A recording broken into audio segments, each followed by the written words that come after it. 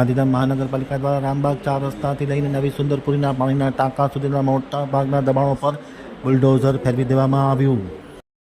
હવે જોઈએ ગાંધીધામ આમતેક ન્યૂઝ બ્યુરોમાંથી ભારતી માખીજાનો એક વિસ્તૃત અહેવાલ. આજરોજ રામબાગ 4 રસ્તાથી નવી સુંદરપુરી પાણીના રસ્તાના ટાંકા સુધી ગાંધીધામ મહાનગરપાલિકાની ટીમે ધામા નાખ્યા હતા અને દબાણ કરતા દુકાનદારોનું દબાણ હટાવવામાં આવ્યું હતું. દબાણ હટાવવાની કામગીરી વેળાએ ભારે ખળભળાટ મચી જવા પામ્યો હતો. રોડની જમીન ઉપર ગેરકાયદેસર દુકાનો તેમજ મકાનોનું બાંધકામ કર્યું હોય તેને ગાંધીધામ મહાનગરપાલિકાની ટીમે આજે બુલડોઝર ફેરવી દીધું હતું. 3 દિવસથી સતત દબાણ હટાવ ઝુંબેશ શરૂ કરવામાં આવી છે અને અલ્ટિમેટમ આપવામાં છે કે 3 દિવસમાં સ્વેચ્છાએ દબાણ દૂર કરવું, અન્યથા મહાનગરપાલિકાની ટીમ આવી અને એક સાથે દબાણ હટાવશે. આજે પણ સવારે ત્રીજા દિવસે દબાણ હટાવવામાં આવ્યું હતું. ખાસ કરીને ગાંધીધામ મહાનગરપાલિકાના કમિશનર મિતેશ પંડ્યા અને આસિસ્ટન્ટ કમિશનર રામાનુજના સીધા માર્ગદર્શન હેઠળ દબાણ હટાવ ટીમ દ્વારા આજે દબાણ હટાવવામાં આવ્યું હતું. ચુસ્ત પોલીસ બંદોબસ્ત પણ ગોઠવવામાં આવ્યો હતો અને મોટા ભાગના દબાણો દૂર કરવામાં આવ્યા હતા.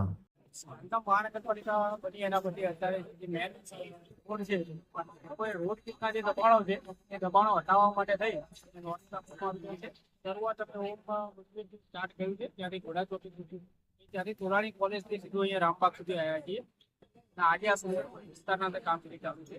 રોડ વીકની જે દબાણની કામગીરી છે માર્કિંગ કરીએ છીએ.